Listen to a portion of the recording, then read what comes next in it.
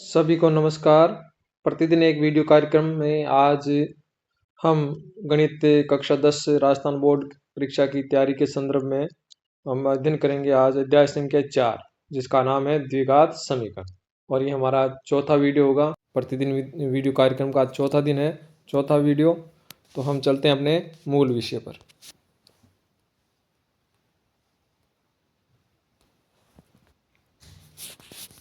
तो आज का जो अध्याय है हमारा वो है द्विघात समीकरण। तो द्विघात समीकरण हम पहले ब्लूप्रिंट देखते हैं हमेशा की तरह कि इस चैप्टर से परीक्षा उपयोगी कौन कौन से प्रश्न आने वाले हैं। तो दो तरह के प्रश्न आने वाले हैं। एक तो रिक्त स्थान होगा जो 1 नंबर का होगा और प्रश्नों की संख्या भी एक ही होगी।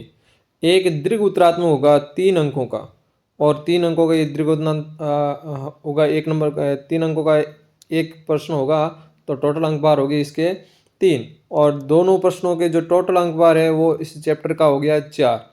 एक जो विशेष बात यहाँ ध्यान देने योग्य है कि ये जो दीर्घ उत्तरात्मक प्रश्न होंगे, जितने भी दीर्घ उत्तरात्मक प्रश्न होंगे 3 अंकों के, वो मल्टीपल चॉइस होंगे। यानी उसमें आपको 2 क्वेश्चन दिए जाएंगे और उनमें से आपको जो अच्छा लगे वो क्वेश्चन आपको करना। तो यहाँ आपके साथ में ऑप्शन होगा कि आप कौन सा प्रश्न करना चाहते हैं। तो 2 प्रश्न होंगे अथवा में, और उनमें से आपको कोई एक प्रश्न का आंसर देना। तो ये विद्यार्थी की दृष्टि से, अंक प्राप्त करने की दृष्टि से बहुत अच्छा सुनहरा मौका होता है 3 अंकों वाले प्रश्नों में और 4 अंकों वाले प्रश्नों में। तो ये सुनहरा मौका इसमें आपके पास उपलब्ध है कि आपको दोनों में से जो आता है प्रश्न अच्छी तरह से आता है वो आप कीजिए।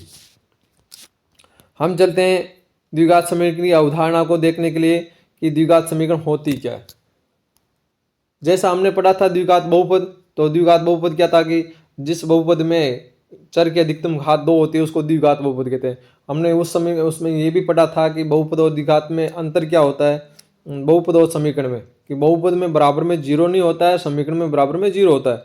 तो यही चीज़ यहाँ है कि कोई भी समीकरण जिसके बराबर में 0 है, पी एक्स बराबर 0, ये एक समीकरण है पी एक्स बराबर 0, एक द्विघात समीकरण होगी। द्विघात समीकरण कहलाएगी यदि ये जो पी एक्स है, यानी ये जो पी एक्स है ये क्या एक बहुपद है, ये घात 2 का क्या हो, एक बहुपद हो।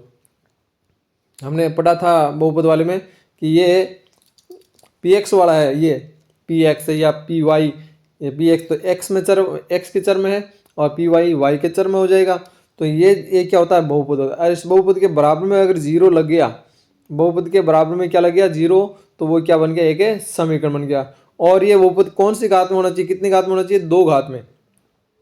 तो जिस समीकरण में चर की अधिकतम घात 2 होती हैं वो क्या होगा, द्विघाती समीकरण होगा। और ये जो समीकरण होंगे वो एक ही चर में होंगे, इस बात का विशेष ध्यान रखेंगे।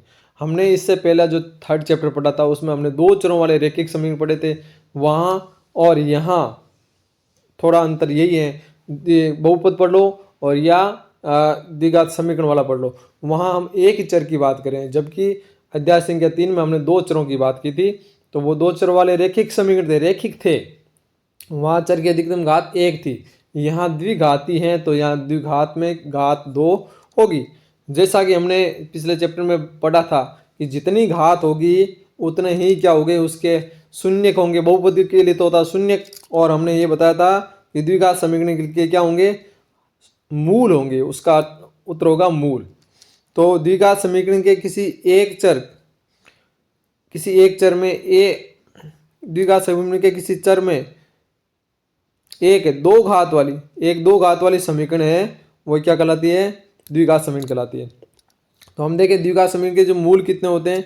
तो यहाँ से हम एक खाली जगह में ये प्रश्न आ सकता है, द्विघात समीकरण के मूल कितने हैं। तो द्विघात समीकरण के मूलों की संख्या खाली जगह होती हैं, तो अपने को 2 लिखना है। यहाँ रिक्त स्थान के प्रश्न बहुत कम बन रहे इस चैप्टर से, तो यहाँ बड़ा प्रश्न भी आ सकता है। और इसलिए छोटे छोटे प्रश्नों पर भी जो एक एक लाइन वाले प्रश्न बातें होती है उनको भी आपने को ध्यान में रखना है। यहाँ हम देखें एक बात विशेष ध्यान देनी है कि द्विघाती जो बहुपद है उसके हमने क्या देखे थे, शून्य। बहुपद था तो उसके हमें शून्य ज्ञात करने थे, और अगर द्विघाती समीकरण है तो हमें क्या ज्ञात करने, मूल। तो चाहे बहुपद के द्विघाती बहुपद के शून्य ज्ञात करो या द्विघाती समीकरण के मूल ज्ञात करो, दोनों एक ही है, कोई विशेष अंतर नहीं है। प्रक्रिया दोनों की सेम है। जो विधि गुणनखंड विधि से हमने उसके जो शून्य ज्ञात किए थे, उसी गुणनखंड विधि से हम उसके मूल भी ज्ञात कर सकते हैं।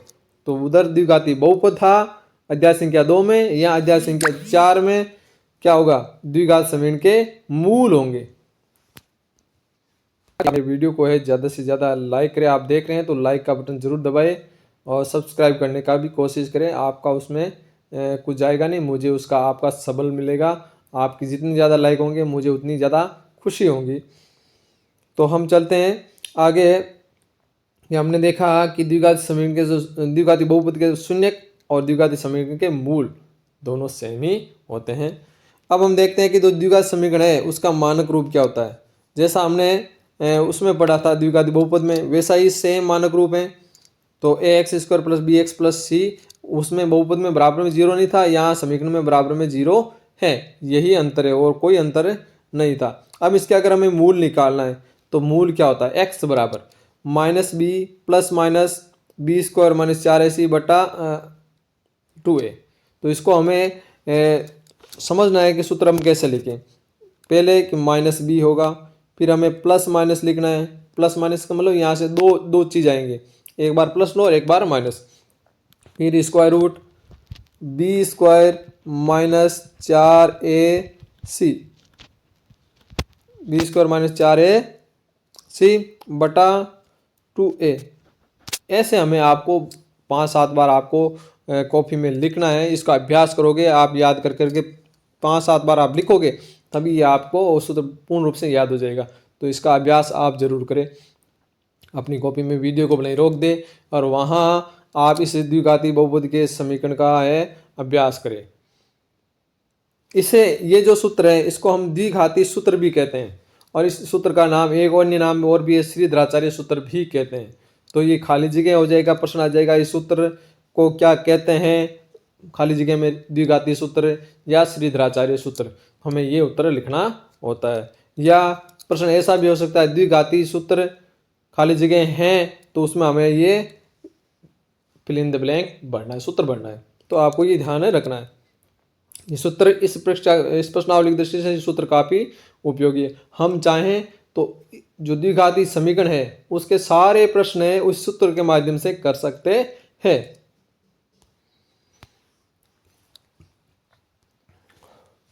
द्विघात समीकरण के मूलों की हम प्रकृति देखेंगे। ये जो मूल होंगे वो कैसे होंगे, उनकी प्रकृति क्या होगी, तो उस पर क्या डिपेंड करेगा। हमें सबसे पहले क्या निकालना पड़ेगा, विविक्त का डी निकालना होगा।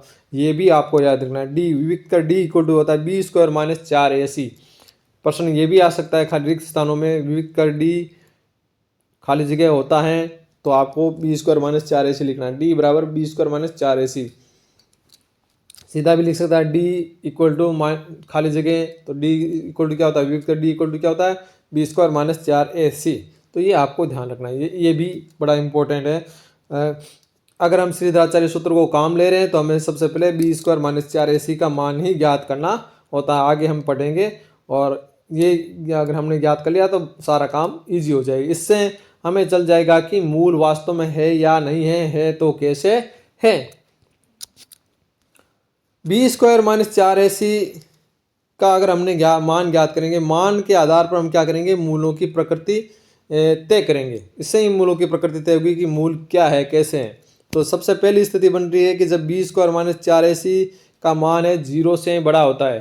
0 से बड़ा मतलब धनात्मक मान, पॉजिटिव मान आ जाता है। प्लस मान, मान लो 10 आ गया, 15 आ गया, 200 आ गया, 400 आ गया, ये प्लस के मान है। तो ये प्लस के मान हमेशा 0 से बड़े होते हैं। जब b² माइनस 4ac का मान 0 से बड़ा होता है, ग्रेटर देन 0, तब उस स्थिति में मूल कैसे होंगे, वास्तविक होंगे और असमान होंगे। कि दोनों ही मूल वास्तविक होंगे, हम उनको ज्ञात कर सकते हैं। वास्तविक मतलब हम उनको ज्ञात कर सकते हैं, और ज्ञात करेंगे तो दोनों ही क्या होंगे, असमान यानी अलग अलग होंगे।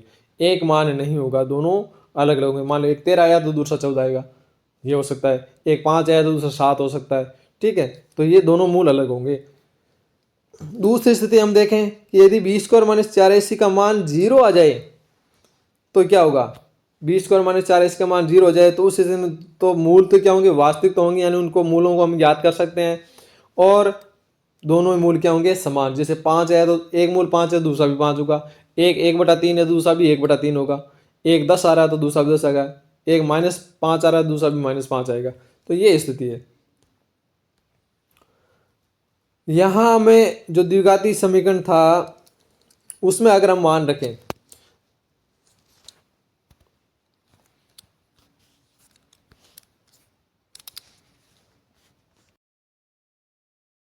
यहाँ हम देखें हमारा द्विघाती सूत्र था, उसमें अगर बी स्क्वायर माइनस 4ac का मान अगर हम 0 रख दे तो क्या होगा।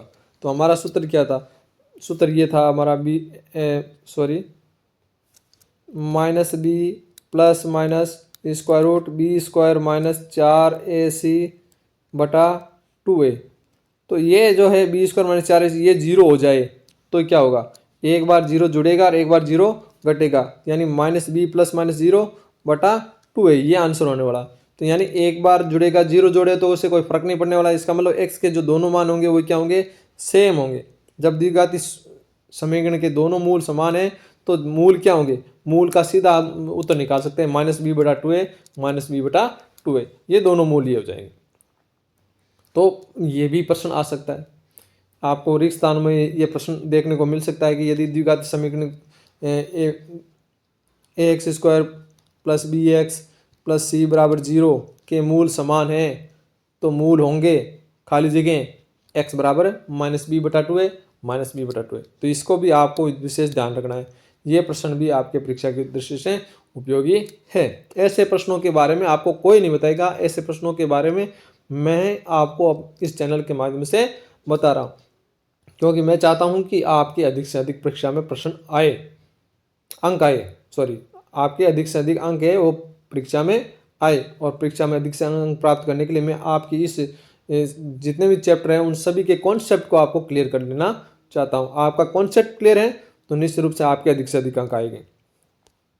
तो यहाँ से भी एक रिक्त स्थान का प्रश्न बनता था, तो हमें ये ध्यान रखना है कि द्विघाती समीकरण के अगर दोनों मूल समान है तो मूल होंगे x बराबर माइनस बी बटा 2a माइनस बी बटा 2a।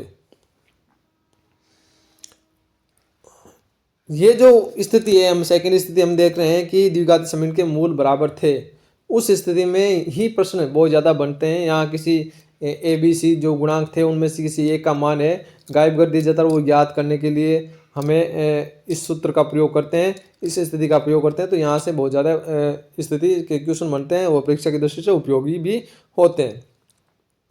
तीसरी स्थिति हमारे पास आती है कि B square minus 4ac less than 0। Less than 0 का मतलब क्या हुआ कि इसका जो मान है वो क्या होगा, ऋणात्मक होगा, माइनस में मान आ जाए। बी स्क्वायर माइनस 4ac का मान क्या आएगा, माइनस में आएगा। तब इस स्थिति में क्या होगा, मूल काल्पनिक होंगे और इस स्थिति में आगे मूल निकालने की आवश्यकता नहीं होगी, क्योंकि मूल वास्तविक है ही नहीं तो हमें निकालना ही नहीं है। तो हमने यहाँ 3 स्थितियाँ पढ़ी, इनको हम टेबल के माध्यम से देखें। आपको ये टेबल अच्छी तरह से याद हो जानी चाहिए। पहली स्थिति थी कि विविध कर डी बराबर क्या होता है, बी स्क्वायर माइनस 4ac, इसका क्या मान है, तो 3 तरह के मान थे।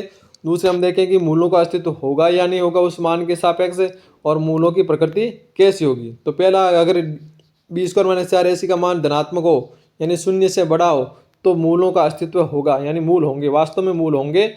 और वो मूल कैसे होंगे, वास्तविक होंगे और क्या होंगे, अलग अलग होंगे, असमान होंगे।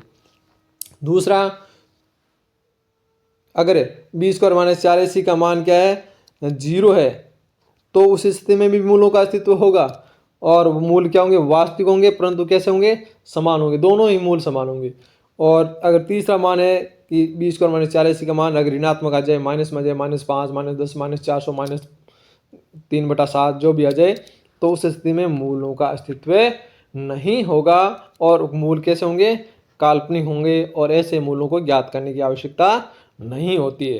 तो आपको ये ध्यान रखना है, यहाँ से इस टेबल से भी रिक्त स्थान के प्रश्न आ सकते हैं। प्रश्न कैसे होंगे कि द्विघाती समीकरण x square plus b x plus c बराबर 0 के विविक्त कर डी का मान धनात्मक है तो मूलों की प्रकृति खाली जगह होगी, तो आपको बताना है।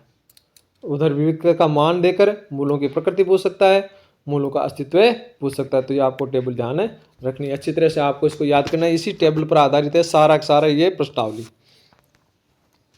अब हम देखते हैं ये कि उदाहरण लेकर चलते हैं। कि एक द्विघाती समीकरण है जिसका नाम है 2x² प्लस के एक्स प्लस 3 बराबर 0। यहाँ के गायब है, देखिए यहाँ एक गुणा x का जो गुणांक है वो गायब है, ये गुणांक गायब है। तो गुणांक गायब है तो जाहिर सी बात है वहाँ कोई ना कोई हिंट दिया होगा। तो हिंट क्या दिया है कि दोनों मूल क्या है, बराबर है। दोनों मूल बराबर हैं तो के का मान क्या होगा, दोनों मूल बराबर। तो हमें क्या रखना है, हमें उस विविध कर का प्रयोग करना है कि विविध कर क्या, दोनों मूल बराबर थे, विविध कर क्या था, b² - 4ac बराबर है 0। तो हम ये रख देंगे और यहाँ हमें जो मानक समीकरण से तुलना करके इसकी ए बी सी के जो मान इसमें यहाँ रखेंगे। b का मान यहाँ क्या आ रहा है, b का मान देखो यहाँ आ रहा है प्लस का k, तो k का स्क्वायर हो जाएगा -4। a का मान कितना आ रहा है, a का मान यहाँ आ रहा है 2, तो यहाँ 2 रख दिया। और c का मान प्लस का 3 है तो हमने यहाँ 3 रख दिया। a और c को हम हमेशा कोष्टक में रखेंगे, ये बात आप ध्यान रखिए। हमने a और c को मैं कोष्टक में रखा, 4 को बाहर रखा है, ये ध्यान रखना, चाहे प्लस में आए या माइनस में आए। अब यहाँ देखिए k का वर्ग k² -4 को 2 से गुणा किया 8 और 8 को 3 से गुणा किया 8 3 24। तो k² बराबर क्या हो गया, 24 को उधर लेके माइनस का उधर जाकर क्या हो गया, प्लस का हो गया। अब k का जब आंसर निकालेंगे कि जब वर्गमूल करेंगे तो हम क्या करते हैं, जल्दीबाजी में जब वर्गमूल करते हैं, जैसे मान लो 25 का वर्गमूल किया तो हम क्या लिख देते हैं, 5 लिखते थे। वास्तव में ये केवल 5 उत्तर नहीं होता, +- 5 उत्तर होता है। ये किसी संख्या का वर्गमूल करेंगे तो उसके 2 आंसर होते हैं, एक प्लस में और एक माइनस में, दोनों ही सेम होते हैं। अब कैसे कि मान लो 5 का वर्ग हम करें तो कितना हुआ, 5 का वर्ग 25, क्यों, 5 को 5 से गुणा किया। उसी प्रकार हमने -5 का भी वर्ग करना है तो क्या होगा, उस स्थिति में क्या होगा, -5 गुणा -5, तो माइनस से माइनस क्या हो गया, प्लस, और उसका 5 को 5 से गुणा किया 25, यानी -5 का वर्ग भी 25 है और -5 का वर्ग भी 25 है। उस स्थिति में हम देखेंगे कि 25 का जब वर्गमूल करेंगे तो आंसर 2 होंगे, एक -5 एक है +5। संख्या समान होगी परंतु चिन्ह दोनों के अलग अलग होंगे। तो यहाँ से ये जो दो आंसर आए, जब हम के का क्या करेंगे, के का जो वर्गमूल करेंगे तो 100 का भी क्या हो जाएगा, वर्गमूल हो जाएगा। वर्गमूल होते हुए संख्या का 2 चिन्ह आ जाएंगे, प्लस माइनस के आगे लिखेंगे। तो एक बार हमने प्लस में ले लिया,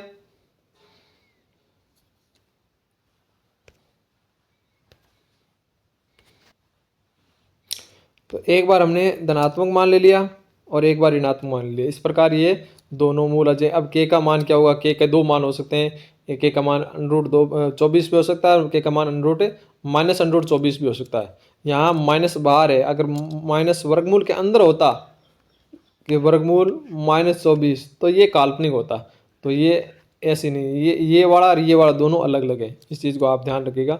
तो के 2 मान हो गए, तो यहाँ ऐसे हम के मान निकाल सकते हैं। आगे हम देखें अगला प्रश्न, एक और सरल करने का प्रयास करते हैं। उसमें क्या लिखा है, द्विघात समीकरण दे रखा है 3x² - 2x + p बराबर 0 के दोनों मूल बराबर है। दोनों मूल क्या है, बराबर है। तो दोनों मूल बराबर, b² - 4ac बराबर 0, क्यों, मूल बराबर है, इसलिए हमें ये ज्ञात करना है। तो p का मान ज्ञात कीजिए। तो हम यहाँ देखेंगे a का मान कितना आ रहा है, 3 है, b का मान -2 है, c का मान क्या है, p है। तो यहाँ b² - 4ac, b का मान क्या था, -2 का वर्ग -4, a का मान हमने 3 रख दिया, c का मान रख दिया p। इनको सरल करेंगे, -2 का वर्ग हो गया 4 और फिर इनको गुणा किया तो क्या, 4 3 12 और p गुणा हो जाएगा 12p। तो 12p उधर गया तो किसका हो गया, प्लस का, 4 बराबर 12p, हमें p चाहिए। तो p के जो गुणा में 12 है उधर कहाँ जाएगा, बट्टा में जाएगा 4 के। तो 4 से दोनों कट रहे हैं, 4 एकम 4 4 और 4 3 12। तो p का मान कितना आ गया, 1/3 आंसर आ गया। तो ऐसे प्रश्न आ सकते हैं। ऐसा प्रश्न रिक्त स्थान में भी आ सकता है कि जो मॉडल पेपर हमारे दे रखा है 2026 का, उसके मॉडल पेपर में सेम ऐसा ही प्रश्न दे रखा है कि इसके दोनों मूल बराबर है तो p का मान खाली जगह होगा। अब एक प्रश्न ये आता है कि मूलों की प्रकृति कैसी होगी। तो मूलों की प्रकृति भी पूछ सकते हैं या सीधा ये भी पूछ सकते हैं कि ये द्विघात समीकरण x² + bx + c बराबर 0 के मूल समान है तो प्रकृति क्या होगी, खाली जगह। और सीधा प्रश्न भी देकर पूछ सकते हैं कि द्विघात समीकरण, मानक समीकरण देकर वो सीधी समीकरण दे दे और क्या इसके मूलों की प्रकृति होगी, तब उस स्थिति में हमें क्या होगा, हमें रप में गुणा करना और b² - 4ac निकालना है। और निकाल कर है हम देखेंगे कि वो 0 से बड़ा है, 0 से छोटा है या 0 के बराबर है, और उसके आधार पर हम बताएंगे कि मूलों की प्रकृति कैसी है या मूलों का अस्तित्व है या नहीं है। तो हम यहाँ देखेंगे, तो हमने देखा b² - 4ac का हमने मान निकाला। तो क्या आया बी, यहाँ देखो ए का मान कितना है 2, बी का मान है -4, सी का मान है 3, तो बी का मान -4 का वर्ग -4 गुणा ए का मान था 2 और सी का मान था 3, हमने इसको लिखा तो 4 -4 का वर्ग हो गया 16 और इनका गुणा किया योग आया गुणा आया 24, तो 16 में से 24 गया क्या आया -8, यानी ऋणात्मक मान आ रहा है जो क्या होता है 0 से छोटा होता है। जो ऋणात्मक मान आएगा 0 से छोटा मान आएगा तो मूल कैसे होंगे, काल्पनिक होंगे, तो ये मूलों की प्रकृति होगी और हम बता सकते हैं कि मूलों का अस्तित्व नहीं होगा। तो मूलों की प्रकृति कैसे होगी, मूल काल्पनिक होंगे। अगर पूछे कि मूलों का अस्तित्व है या नहीं है तो हम बता दें मूलों का अस्तित्व नहीं है, तो ये आपको ध्यान रखना है। मूलों की प्रकृति पूछे तो हमें यही बताना है कि वास्तविक है या काल्पनिक है, वास्तविक है तो असमान या समान है, तो वो तीनों स्थिति आपको बतानी है। एक प्रश्न यहाँ और देखिए, एक द्विघात समीकरण दे रही है 3x² - 2x और +1/3 बराबर 0 के मूल होंगे, इसके मूल कैसे होंगे। तो मूल डायरेक्ट मूल भी पूछ सकता है दो नंबर के प्रश्न में। तो अब हम यहाँ देखेंगे, सबसे पहले हम क्या करेंगे, ज्ञात करेंगे, हमें सबसे पहले ज्ञात करना है b² - 4ac। द्विघात समीकरण के सभी प्रश्नों में b² - 4ac आप ज्ञात करें तो हमें उसकी प्रकृति पता चल जाएगी। अगर वो 0 है तो मूल सीधे ही हम ज्ञात कर सकते हैं, अगर वो 0 नहीं है तो दूसरा तरीका द्विघाती सूत्र है उसका भी हम उपयोग कर सकते हैं। तो यहाँ हमने देखा b का मान है -2 का वर्ग -4, a का मान है यहाँ से 3 और c का मान क्या था 1/3, तो 3 से 3 कट गया बच गया 4, उधर b² -2 का वर्ग 4, 4 में से 4 गया, आंसर आ गया 0, तो ये 0 है। तो मूल क्या होंगे, मूल सीधे सी बात है, जब भी हमने ये भी सूत्र भी पढ़ा था कि अगर द्विघात समीकरण के मूल 0 हैं तो मूल क्या, द्विघात समीकरण के मूल समान है तो मूल क्या होंगे, x बराबर -b/2 है, -b/2 है। तो ये सूत्र भी था और ये इस सूत्र से प्रश्न भी बन सकता है।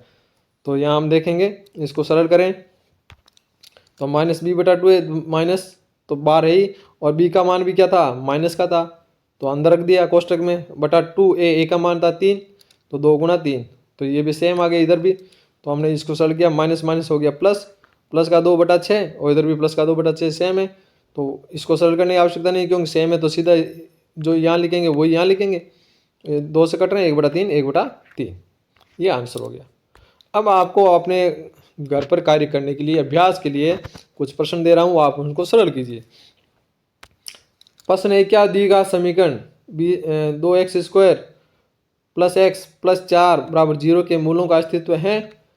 तो आपको b² - 4ac ज्ञात करना है और वहाँ अगर ग्रेटर 0 आ जाए या इक्वल टू 0 आ जाए तो मूलों का अस्तित्व है, तो हमको लिखना मूलों का अस्तित्व है, और नहीं आए 0 माइनस में मान आए तो हम क्या लिखेंगे, अस्तित्व नहीं। तो अपना प्रश्न यहीं तक होगा। फिर वो कह रहा है द्विघात समीकरण ax² + 4x + 1 बराबर 0 के मूल समान है या मूल समान है, यानी b² - 4ac क्या है 0 है, तो यहाँ इस a का मान हमें ज्ञात करना है। तो हमें b² - 4ac बराबर 0 रखे है, उसमें a का मान हम ज्ञात कर सकते हैं। यहाँ से द्विघाती समीकरण 2x² - 6x + 3 के मूलों की प्रकृति क्या होगी, तो मूलों की प्रकृति ज्ञात करने के लिए भी हमें b² - 4ac निकालना है और उसके आधार पर हम देखेंगे वो प्लस का है, 0 है या माइनस का है, उसके आधार पर प्रकृति हम बता देंगे। एक प्रश्न ये भी है बोर्ड की जो उसमें आया हुआ है मॉडल पेपर में कि kx कोष्टक x - 2 + 6 बराबर 0 के दोनों मूल समान है तो k का मान ज्ञात कीजिए। तो ये 3 नंबर का प्रश्न के रूप में भी आ सकता है, इस बात का भी आप ध्यान रखिएगा। प्रश्न छोटा बनेगा परंतु 3 नंबर का भी आ सकता है अथवा में, और निश्चित रूप से आएगा, मेरा मानना है, ये विश्वास है कि यहाँ से भी 3 नंबर का प्रश्न आएगा। तो इसको भी आप सरल कीजिएगा, दोनों मूल समान है तो हमें वही तरीका निकालना है, b² - 4ac ज्ञात करना है और वहाँ से k का मान प्राप्त हो जाएगा। अब आते हैं कि हम द्विघात समीकरण के मूल ज्ञात करें। द्विघात समीकरण के मूल ज्ञात करें तो कैसे ज्ञात करें, हमने देखा था। तो द्विघात समीकरण के जो मूल ज्ञात करने की 2 विधियां हैं, एक विधि यहाँ से हटा दी गई है, जो पूर्ण वर्ग विधि थी उसको हमने सिलेबस से बाहर कर दिया गया। तो 2 विधि यहाँ किताब में दे रखी है। एक तो गुणनखंड विधि है, जो बहुपद वाली प्रश्नावली में थी वैसे वैसे गुणनखंड करना था। अगर हमने वहाँ से हमने गुणनखंड करना सीख लिया तो हम यहाँ हमारा काम ईजी होगा। मैंने उस अध्याय के रिवीजन में भी बताया था कि आपको यहाँ से गुणनखंड वाला है याद अच्छी तरह से कर लेना, आपको ये द्विघात समीकरण में इसकी आवश्यकता पड़ेगी। तो अगर आपने वहाँ अगर अच्छी तरह से नहीं सीखा तो यहाँ आप अच्छी तरह से सीख लीजिए। यहाँ सीखा हुआ उसमें भी अप्लाई हो जाएगा और वहाँ सीखा हुआ इसमें भी अप्लाई हो जाएगा। दूसरी जो विधि है द्विघाती सूत्र, जिसका हमने अभी प्रयोग किया था, हमने देखा था कि द्विघाती सूत्र क्या होता है, x बराबर minus B plus minus square root B square minus 4ac/2 है। तो इन दोनों विधियों से हम काम करेंगे। तो ज़्यादातर है कि मैं प्रेफर करूंगा अगर द्विघाती समीकरण का आता है तो आप द्विघाती सूत्र, द्विघात समीकरण का प्रश्न आता है तो द्विघाती सूत्र का भी उपयोग करें, क्योंकि उससे हमें उनकी प्रकृति का भी मालूम पड़ जाएगा। कुछ ऐसे ही प्रश्न आएंगे कि हाँ ये स्थिति बनती है या नहीं बनती है, क्या बगिया का निर्माण हो सकता है या नहीं हो सकता है, तो वो अस्तित्व पूछा जाता है, स्थिति संभव है या नहीं ये पूछा जाता है, तब हमें इसी का प्रयोग करना पड़ता है। हम दोनों का ही थोड़ा अभ्यास करेंगे। हम एक गुणनखंड वाली विधि लेते हैं, तो उसमें देखो वापस से ईजी कर लेते हैं कि 6x² माइनस एक्स माइनस 2 बराबर 0, बराबर में 0 इसका मतलब ये द्विघात समीकरण है। बराबर में 0 नहीं होता तो बहुपद हो जाता। के मूल ज्ञात कीजिए, वहाँ शून्य को होता है और यहाँ मूल है, तो हम क्या करेंगे बाह्य पद के जो गुणांक है उनका गुणा करेंगे। तो बाह्य पद क्या है, ये तो इसका x² का गुणा 6 और अचर पद ये कितना है -2, तो इनके हमें माइनस प्लस को छोड़ देंगे, 6 को 2 से गुणा किया कितना आया 12। तो 12 के हम क्या करेंगे विभाज्य निकालेंगे। तो कैसे निकालें, देखो 12 में 1 का भाग जाता है 12 बार, 12 में 2 का भाग जाता है 6 बार और फिर 3 का भाग जाता है 4 बार, फिर आगे देखेंगे 4, तो 4 इधर से आ गया, तो अपना कार्य यही होगा। ये सारे क्या हो जाएंगे, इसके अभाज्य गुण विभाज्य हो जाएंगे। तो इन विभाज्यों को हमें प्लस और माइनस दोनों रूप में लिखना है। ये सब प्लस माइनस पे होंगे, ये +-1 +-2 +-3 +-4 +-6 +-12 सभी के आगे प्लस माइनस लिखेंगे। और इनका जो जोड़ा है ये इन्हीं में से किसी जोड़े, हमने 3 जोड़े निकाले 1 2 3, इन जोड़ों से ही हमें कोई लेना है। मध्य पद के हमने टुकड़े करने, तो मध्य पद हमारा क्या था x, मध्य पद क्या था x। एक चीज़ जो आपको मैं नोट करा देता हूँ कि यदि बाह्य पदों का गुणा का मान छोटा हो, यानी 100 के अंदर अंदर है, तब है तो हम ये उसके गुणनखंड आसानी से ज्ञात कर सकते हैं, विभाज्य ज्ञात कर सकते हैं। अगर 100 से बढ़ा जाए 180 आ गया 200 आ गया 400 आ गया, तो उसके विभाज्य निकालने में तो लगेंगे, तो लंबी लंबी लाइनें लग जाएगी। तो उस स्थिति में हमें द्विघाती सूत्र का प्रयोग करना चाहिए। मध्य पद हमारा था x, वहाँ माइनस का भी हम देखेंगे नहीं कि क्या माइनस है, नहीं, हमें केवल मान देखना है। x था तो x कैसे ज्ञात होगा, तो हमारे पास में ये तो 3 जोड़े बने हुए थे, 1 से 12 और 2 6 और 3 4, तो इनसे x कैसे है, x मतलब 1x कैसे आएगा, तो इनमें से देखो हम घटाने से आएगा। इनसे तो जोड़े 1 और 12 को जोड़े घटाएं तो आता नहीं है, 2 और 6 को जोड़े या घटाएं तो आता नहीं है, और इसको घटाएं 4 में से 3 घटाएं तो आ जाएगा। तो 1 से तो क्या हो गया 4x - 3x, इसको हम कोष्टक में रखेंगे और ये कोष्टक हम वहाँ समीकरण के स्थान पर रख देंगे। हम वापस समीकरण लिखेंगे, ये लिखा। अब 6x² माइनस का है तो माइनस और x के कोष्टक में रख देंगे, फिर माइनस का 2 आ गया बराबर 0। अब इसको बाहर माइनस है तो इसको सरल कर लेंगे, माइनस का 4x, बाहर वाला माइनस अंदर वाला माइनस क्या हो जाएगा प्लस का, और 3x और इधर माइनस का 2 है। 2 के हमने क्या बना लिए, जोड़े बना लिए। अब इनमें जो कॉमन आ रहा है वो हमने कॉमन ले लिया कि दोनों में किसका भाग जा रहा है, इस जोड़े में 2 का भाग जा रहा है, x का भाग जा रहा है, तो 2x का भाग जा रहा है, तो 2 का भाग दिया तो 6 में 2 का भाग गया 3 बार, 1x बाहर आ गया तो 1x रह गया। तो यहाँ माइनस माइनस 4 में 2 का भाग गया 2 बार, x पूरा बाहर आ गया तो यहाँ 2 रह गया, तो ये आंसर आ गया।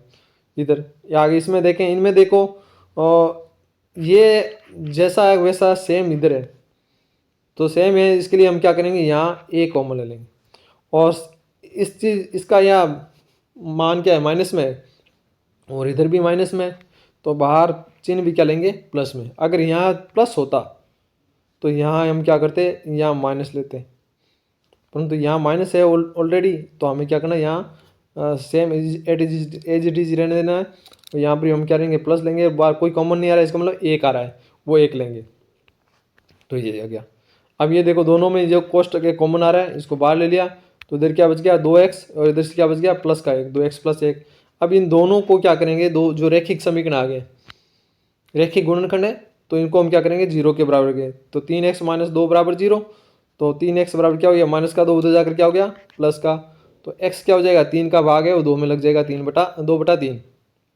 और उसी प्रकार यहाँ दूसरा जो मान था वो क्या 2x प्लस 1, उसको 0 के बराबर हो गया। तो 2x बराबर क्या 1 उधर जाकर किसका हो गया माइनस का। तो x बराबर क्या हो गया 2 में चल जाएगा -1/2। तो इस प्रकार दोनों मूल क्या हुए, एक तो हो गया 2/3 और एक हो गया -1/2। ये दो मूल हो गए। इस तरह हम ये गुणनखंड विधि से हम दोनों मूल ज्ञात कर सकते हैं। तो आपको एक अभ्यास के लिए एक प्रश्न दे रहा हूं, वो आप इसका अभ्यास कीजिए कि x² minus 10x x² minus 3x minus 10 बराबर 0 के मूल आपको ज्ञात करने हैं गुणनखंड विधि से।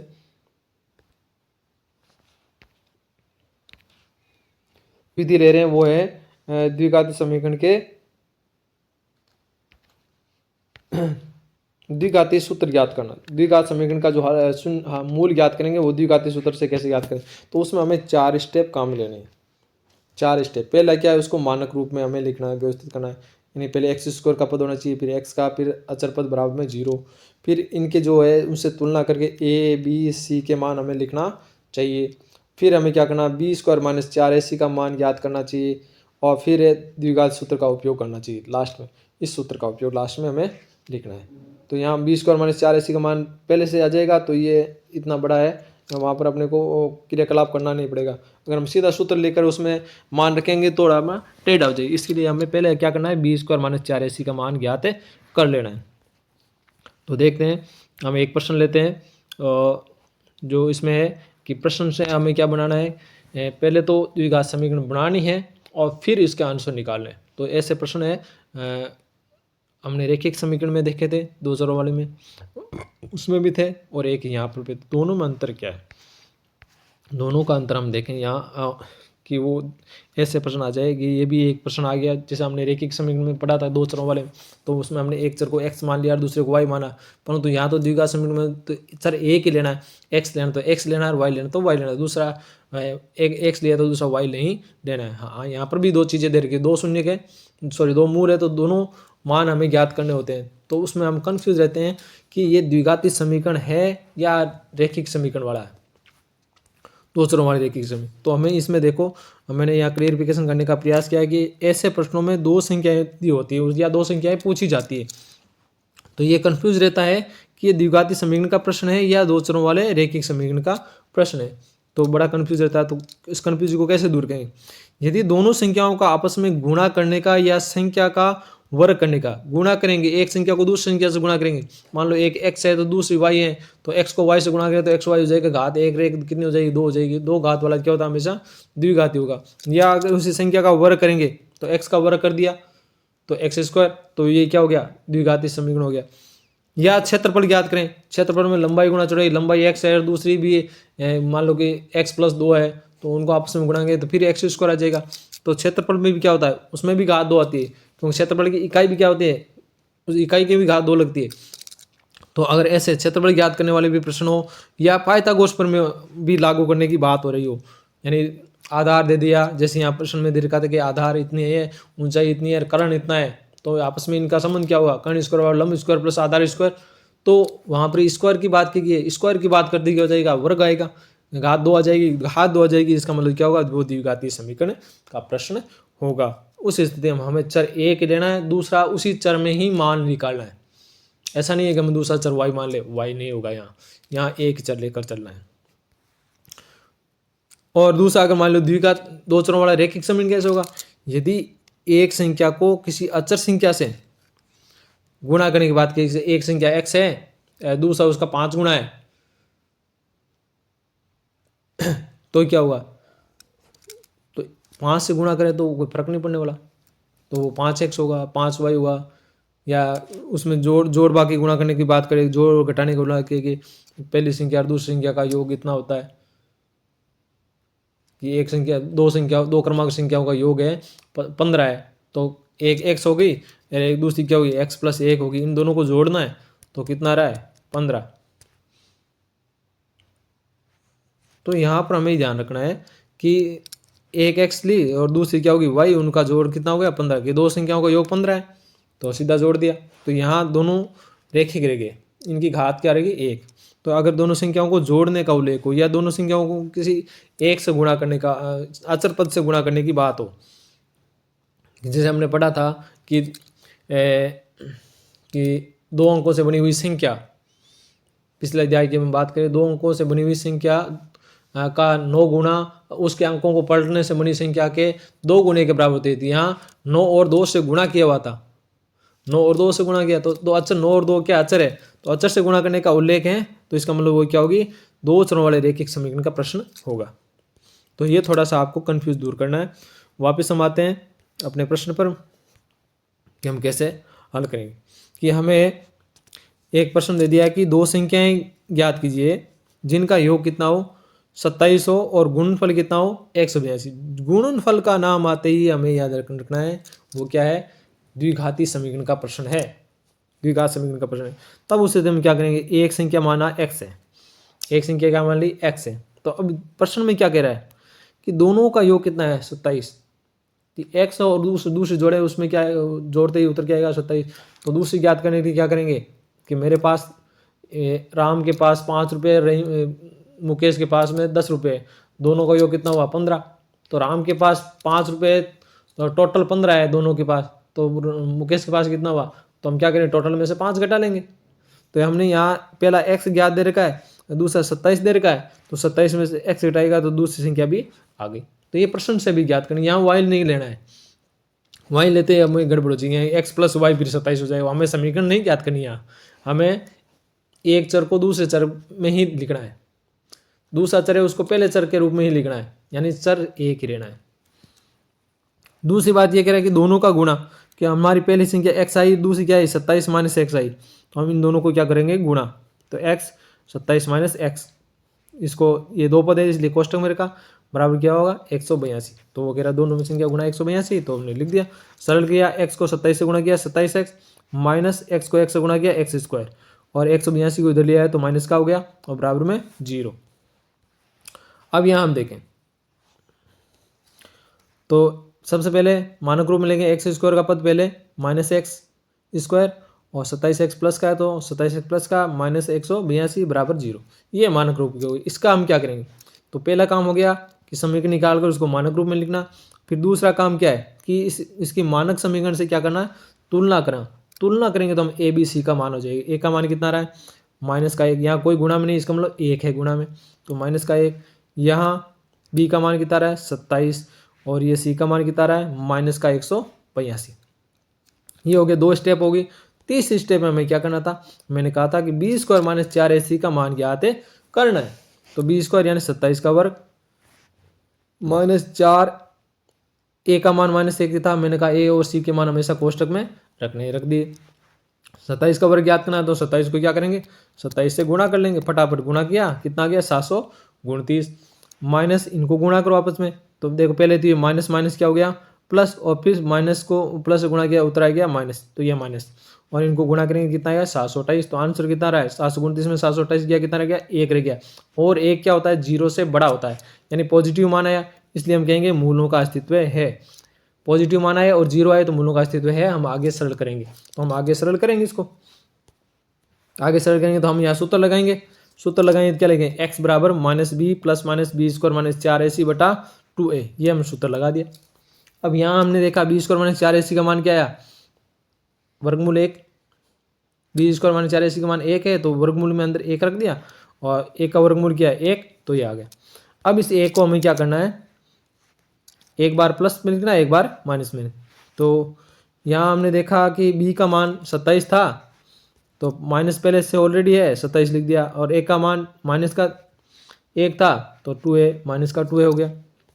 अब एक बार हमें क्या करना है, इस प्लस माइनस में से एक बार प्लस लेना है एक बार माइनस, तो यहाँ हमने देखो एक बार प्लस ले लिया और एक बार क्या ले लिया माइनस। तो माइनस 27 में एक प्लस का जुड़ा तो कम हो गया, माइनस 26 बटा 2 तो उतर आ गया 13, और दूसरा इधर माइनस 27 और माइनस 28 दोनों माइनस के जुड़ गए, माइनस का 28 बटा 2 तो कितना आ गया माइनस का 14, यहाँ आंसर है माइनस का 14। तो इसको आप ध्यान रखना, यहाँ आंसर माइनस का 14 होगा। तो अब यहाँ से हम क्या कहेंगे, हमें यहाँ से धनात्मक मान लेना है कि वो दोनों संख्याएं क्या होगी, तो एक संख्या होगी 13 और तो दूसरी कितनी होगी, तो यहाँ हमें आंसर निकाला है धनात्मक मान लेने में। यहाँ थोड़ी सी त्रुटि हुई है, तो हम त्रुटि नहीं हुई है, त्रुटि नहीं, कैसे नहीं हुई कि यहाँ हमने जो देखा था कि -27 + 1 तो उत्तर आया 26 माइनस का बटा माइनस का 2, तो 13 प्लस का आ गया। ठीक है, इसी प्रकार -28 में -2 का भाग दिया प्लस का 14, तो 13 और 14 मान होगी। एक संख्या 13 होगी और दूसरी कितनी होगी 14, दोनों ही धनात्मक मान आ गए, तो आंसर अपना क्लियर हो गया। हम चाहें तो यहाँ अगर एक प्लस की आती, अगर कोई संख्या दी होती या कहीं आयु का मान दिया होता या किसी लंबाई चौड़ाई का नाम दिया होता, तो हमेशा धनात्मक मान लेकर ही चलना है। अगर दोनों धनात्मक मान आ गए तो अपना काम क्लियर है। अब वो क्या करें, हम इसको चेक कर लें, प्रश्न को चेक करें कि दोनों संख्याओं का योग कितना है।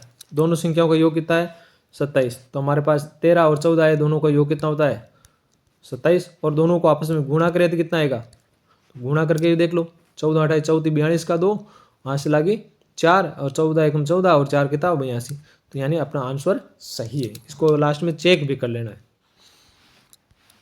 जैसे हमने 2 चरण वाले रैखिक समीकरण में भी चेक करने का बारे में बताया था, वैसा वैसा इसी में है। अब अगला हम प्रश्न देखें कि एक समकोण त्रिभुज की ऊंचाई है, उसके आधार से 7 सेंटीमीटर कम है। ऊंचाई क्या आधार से कितनी है 7 सेंटीमीटर कम है। किससे कम है, आधार से, तो हम आधार को मान लेंगे x, तो आधार में से 7 कम कर देंगे, यानी x में से 7 कम के क्या आ गई ऊंचाई। तो समकोण त्रिभुज ये होता है, ये समकोण है, ये आधार है नीचे वाला और ये ऊंचाई है, और ये क्या है, ये होता है कर्ण। कर्ण देर का इसका कि कर्ण 13 है, तो दो अन्य भुजाएं ज्ञात कीजिए। तो ये आधार और ऊंचाई हमें ज्ञात करनी है, एक x है, एक x - 7 आई है, तो हमें ज्ञात करना है। तो हम यहाँ क्या करेंगे, पाइथागोरस प्रमेय लगाएंगे। तो पाइथागोरस प्रमेय लगाएंगे तो जाहिर सी बात है ये कैसा हो गया, द्विघाती समीकरण का प्रश्न हो गया। तो हम ये क्या करेंगे, कर्ण स्क्वायर क्या हो गया 13 का स्क्वायर, और लंब क्या हो गया x - 7 का होल स्क्वायर, और प्लस आधार कितना होगा x का स्क्वायर। तो हमें यहाँ पर दो जो बीज गणितीय सर्व समीकरण है, a + b का होल स्क्वायर और a - b का होल स्क्वायर, ये याद होनी चाहिए। तो a + b का होल स्क्वायर क्या था a² प्लस इन दोनों को गुणा ab और इनका डबल 2ab और प्लस b का स्क्वायर। ठीक है, और इसमें क्या होगा, जो बीच वाला पद है माइनस है तो यहाँ माइनस हो जाएगा, तो a² माइनस है तो माइनस, दोनों को गुणा ab और उसका डबल, ab का डबल क्या होगा 2ab और प्लस b², लास्ट वाला b² हमेशा प्लस होगा, बीच वाला चिन्ह ही माइनस, यहाँ प्लस माइनस का फेयर है तो यहाँ भी प्लस माइनस हो जाएगा, यही रहेगा। तो ये सूत्र भी आपको याद होने चाहिए, ये दोनों सूत्र बड़े ही उपयोगी होते हैं, तो आपको याद रखना चाहिए। तो हमने इसका उपयोग किया, तो क्या आया 13 का वर्ग 169, x यहाँ देखेंगे इसका वर्ग कितना, x का वर्ग x², x का वर्ग x², दोनों को गुणा किया 7x और 7 का डबल क्या 14, तो माइनस का 14x, क्योंकि बीच में माइनस है तो यहाँ भी माइनस का आएगा, और 7 का वर्ग कितना होगा 49, उधर प्लस x का वर्ग x², तो यहाँ हमने देखा x² 2x² हो गया, और माइनस का 14x और प्लस का गुण 50, और ये x गुण से तो उधर जाकर किसका हो गया माइनस का। हम इनको इधर लिख लें, बराबर का 0 उधर लिख दें तो कोई फर्क नहीं पड़ेगा।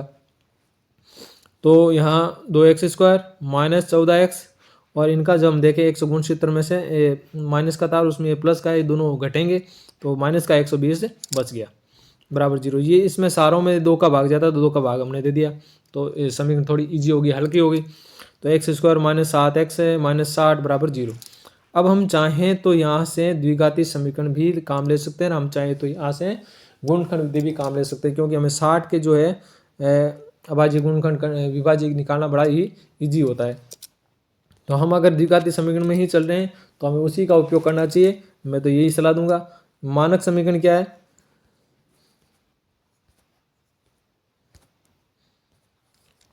मानक समीकरण हम देखेंगे तो क्या हो ax² + bx + c बराबर 0 से तुलना करेंगे तो a का मान हो गया 1, यहाँ कोई गुणा में नहीं है, मतलब 1 है, b का मान कितना हो गया -7 हो गया, और c का मान -60 हो गया। तो हम b² - 4ac निकालेंगे दूसरे चरण में। तीसरे चरण में, पहले चरण में हमने मानक समीकरण में लिखा, फिर दूसरे चरण में तुलना की, और तीसरे चरण में b² - 4ac, तो b माइनस का था -7 का वर्ग 49, और -4 गुणा a का मान 1 और c का मान -60, तो माइनस माइनस क्या हो गया प्लस, और तो कितने हो गए 240, तो 249 प्लस 240 289 हो गए। ये क्या है, 289 धनात्मक मान है, 0 से बड़ा है, अतः मूलों का अस्तित्व होगा। और मूलों का अस्तित्व होगा तो हम मूल ज्ञात करेंगे। सूत्र हम लिखेंगे, द्विघाती सूत्र x बराबर minus B plus minus B square minus 4ac बटा 2a। यहाँ बी स्क्वायर माइनस 4ac का मान हमारे पास में क्या आया था, 289, तो वो हमने लिख दिया। और माइनस माइनस बी है तो माइनस माइनस बी का मान प्लस नहीं माइनस था, माइनस माइनस बी क्या हो गया, प्लस हो गया।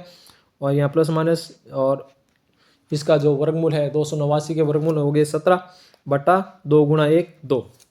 अब एक बार यहाँ बीच में प्लस लेना है, एक बार माइनस लेना है, और आंसर निकालेंगे।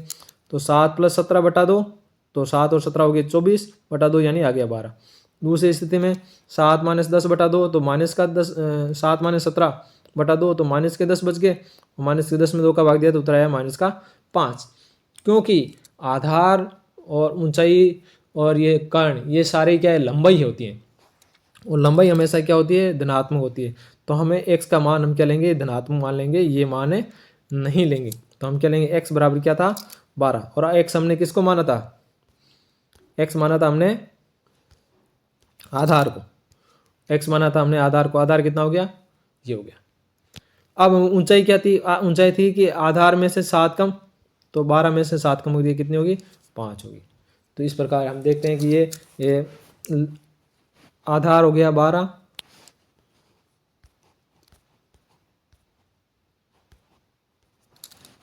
आधार 12, लंब 5 और कर्ण 13। ये एक त्रिक है, सॉरी 12, ये एक ट्रिक है। इन दो आधार, इन दोनों के वर्गों का योग क्या होता है, यही होता है। इसका वर्ग 144 और इसका वर्ग 25 और इसका वर्ग 169, दोनों का जोड़ेंगे तो कितना आएगा, ये हुआ। इन दोनों के वर्गों का योग कर्ण होता है वो 169। तो ये हम इससे चेक भी कर सकते हैं।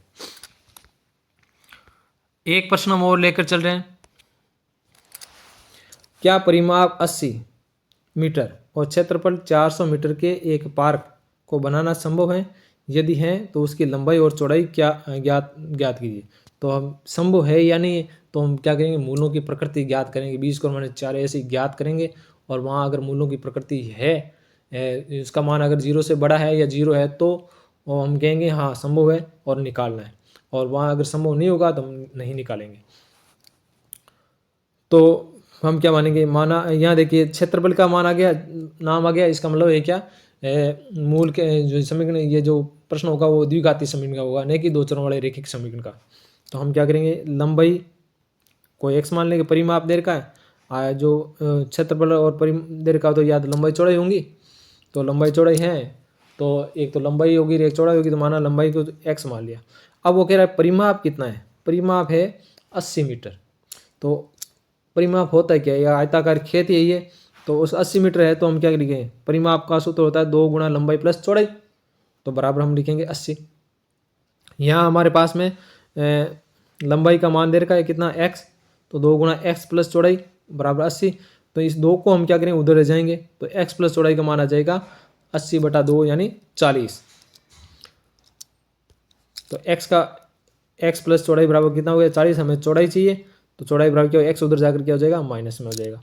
तो ये चौड़ाई हो गई, लंबाई हमने x मानी थी और चौड़ाई क्या आ गई 40 माइनस x। अब क्षेत्रफल पूछ रहा है, तो क्षेत्रफल क्या होता है, क्षेत्रफल है 400 दे रखा, 400 मीटर स्क्वायर दे रखा है। और क्षेत्रफल क्या होता है, किसी खेत का क्षेत्रफल होता है, खेत आयताकार होता है, तो लंबाई गुणा चौड़ाई बराबर 400। तो लंबाई x और चौड़ाई 40 माइनस x बराबर 400। तो x को 40 से गुणा किया 40x, और माइनस x को x से गुणा किया x स्क्वायर बराबर 400। अब यहाँ से हम मानक रूप में हम लिखेंगे, तो पहले एक्स स्क्वायर के पद को लिख दिया और फिर एक्स वाले पद को लिख दिया प्लस का 40x, और ये 400 इधर आकर किसका बन गया, माइनस का। हम इसको अगर ये धनात्मक मान लेना चाहिए एक्स स्क्वायर को, तो इसको सारे, इसका माइनस है तो सारे के चिन्ह चेंज कर दो। तो इसका चिन्ह चेंज कर दिया तो माइनस का प्लस हो गया, और ये प्लस का क्या हो जाएगा, माइनस हो जाएगा, और ये माइनस का क्या हो जाएगा, प्लस हो जाएगा। अगर हम पहले पद के चिन्ह चेंज करना चाह रहे हैं तो सभी के चिन्ह चेंज कर दो, अपने आप चेंज हो, या माइनस से भाग दे दो, माइनस से गुणा कर दो। तो यहाँ से हम क्या करेंगे, पहला काम हमारा पास हो गया कि हमारे पास द्विघात समीकरण आ गई और उसका मानक रूप आ गया। अब हम क्या करेंगे, उसकी मानक समीकरण से तुलना करेंगे, ए का मान आ जाएगा, बी का मान आ जाएगा, सी का मान आ जाएगा। और तीसरी स्थिति में हम क्या करेंगे, बी स्क्वायर माइनस 4 ऐसे ज्ञात करेंगे। तो हमने देखा बी स्क्वायर क्या, माइनस 40 का वर्ग 1600, और इधर इनका भी गुणा क्या हो जाएगा 1600। तो 1600 में 16 जो गया उतर आया 0। यदि 0 और 0 से बड़ा है इसका मतलब मूलों का अस्तित्व है, और मूलों का अस्तित्व है तो हम ये सूत्र लगाएंगे द्विघाती सूत्र और उसको हल करेंगे। तो यहाँ से हमने देखा b का मान -40 था, तो -40 प्लस का 40 हो गया, और प्लस माइनस या b स्क्वायर माइनस 4ac का मान क्या था 0, तो 0 का वर्गमूल क्या हुआ 0। तो 40 प्लस माइनस 0 बटा दो। अब 0 को है 2 बार जोड़ो, एक बार जोड़ो और एक बार घटा दो, तो 0 को जोड़ने से कोई फर्क नहीं पड़ा, तो एक का मान यहाँ 20 आ गया और दूसरा मान 20 पे आ गया। तो हम क्या करेंगे x का कोई एक मान ले लेंगे। तो लंबाई कितनी थी x बराबर 20, और फिर चौड़ाई क्या थी, चौड़ाई हमने निकाली थी 40 माइनस एक्स। तो 40 में से हमने x को घटाया, यहाँ सॉरी 20 है, तो 40 में से हमने 20 को घटाया तो कितना आ गया 20। तो ये लंबाई होगी, ये होगी चौड़ाई। अब हम चाहें तो वापस इसको चेक कर सकते हैं। परिमाप क्या था 80, तो लंबाई प्लस चौड़ाई प्लस 20 का दुगुना होता है परिमाप, 2 गुना लंबाई प्लस चौड़ाई, तो 2 गुना 40 बराबर कितना हुआ 80। तो परिमाप 80 था, और क्षेत्रफल क्या करें 400, तो लंबाई गुना चौड़ाई 20 को 20 से गुना किया उतर गया है 400, यानी हमारा आंसर सही है। ऐसे हम चेक भी कर सकते हैं। एक अंतिम क्वेश्चन और हम आपके लिए लेके आ रहे हैं, वो है कि क्या निम्न स्थिति संभव है, क्या निम्न स्थिति संभव है, यदि है तो उसकी वर्तमान आयु ज्ञात कीजिए। तो प्रश्न कह रहा है 2 मित्रों की आयु का योग कितना है 20 वर्ष है। तो हम क्या करें, एक मित्र की आयु मान लेंगे x, तो दूसरे की कितनी हो जाएगी 20 में से x कट जाएगा, ठीक है। और फिर कह रहे हैं 4 वर्ष पूर्व आयु का गुणनफल कितना था 48, तो 4 वर्ष पूर्व आयु का गुणन कितना था 48। तो वर्तमान आयु कितनी थी x, तो x में से 4 पहले मित्र की कम कर दी, और दूसरी मित्र भी क्या थी 20 माइनस एक्स थी, उसमें भी 4 और कम कर दिया, फिर इन दोनों को क्या कर दिया गुणा कर दिया, तो उत्तर क्या आएगा 48। तो इसको सरल कर लेते पहले, तो x माइनस 4 या 20 में से 4 किया कितना रहेगा 16 माइनस एक्स और गुणा 48। तो इनको हम गुणा करेंगे, पहले x को पूरे से गुणा कर दें और फिर -4 को इससे गुणा कर देंगे बराबर 48। तो x को गुणा किया 16 से 16x, माइनस एक्स को x से गुणा किया एक्स स्क्वायर, फिर माइनस का 4 और को 16 से किया 64, माइनस को अंदर वाले माइनस से गुणा किया, क्या आ गया प्लस और 4x बराबर 48। सरल करेंगे, एक्स स्क्वायर का पद हमने पहले लिख लिया, और ये 16x प्लस के और 4x प्लस के कितने हो गए प्लस के 20x, और माइनस का 64 है प्लस का 48 इधर आकर वो भी किसका हो गया माइनस का। हम दोनों देखेंगे, ये आ गया माइनस का एक्स स्क्वायर प्लस का 20x, और इन दोनों को जोड़ा -64 और 48 को माइनस का 112। अब इसको प्लस करने के लिए हम क्या करेंगे, इसको प्लस करने के लिए पूरे चिन्ह को माइनस से गुणा कर दिया, या चिन्ह चेंज कर दो, तो इसका चिन्ह चेंज किया तो ये प्लस का हो गया, इसका चिन्ह चेंज करें ये माइनस का हो गया, इसका चिन्ह चेंज करें ये भी क्या हो जाएगा प्लस का हो गया। तो हमारे पास ये एक द्विघात समीकरण आ गई। तो ये मानक रूप हमारे पास आ गया। अब इस मानक रूप में पहली स्थिति अपनी होगी मानक रूप निकालना, फिर उसको द्विघात समीकरण से क्या करेंगे इसकी तुलना करेंगे, तो ए बी और सी के मान हमारे पास है आगे, और फिर हम निकालेंगे तीसरे चरण में बी स्क्वायर माइनस 4ac, तो बी स्क्वायर माइनस 40 20 का स्क्वायर तो कितना हो जाएगा 400 माइनस 4ac, ये लिख दिया, इनका गुणा किया 448, तो 400 में से 448 गया कितना रह गया माइनस का 48, और माइनस का 48 क्या है 0 से छोटा है, यानी ऋणात्मक मान है, तो ऋणात्मक मान सभी 0 से छोटे होते हैं। इस स्थिति में क्या होगा मूलों का अस्तित्व नहीं होगा, और जब मूलों का अस्तित्व नहीं होगा तब हम आंसर नहीं ज्ञात कर सकते, इसलिए हम लिखेंगे ऐसी स्थिति संभव नहीं है, क्योंकि उसने यही पूछा था क्या ऐसी स्थिति संभव है, प्रश्न में यही पूछा है क्या ऐसी स्थिति संभव है, तो हम लास्ट में लिखेंगे ऐसी स्थिति संभव नहीं है। तो ये हमारी प्रश्नावली थी। कुछ आपको होमवर्क और देते दूँ, उदाहरण संख्या 3 आपको करना है, और प्रश्नावली 4.3 का जो प्रश्न संख्या 4 और 6 आपको करना है। इसी प्रकार प्रश्नावली 4.3 है, 4.2 का 4 और 6, और 4.3 का प्रश्न संख्या 3 आपको करना है। तो आशा करूँगा आपको है इस प्रश्नावली से इस वीडियो के माध्यम से काफ़ी ज़्यादा सहायता मिलेगी, हेल्प मिलेगी, और आपके अंकों में आपके ज्ञान में वृद्धि होगी। धन्यवाद।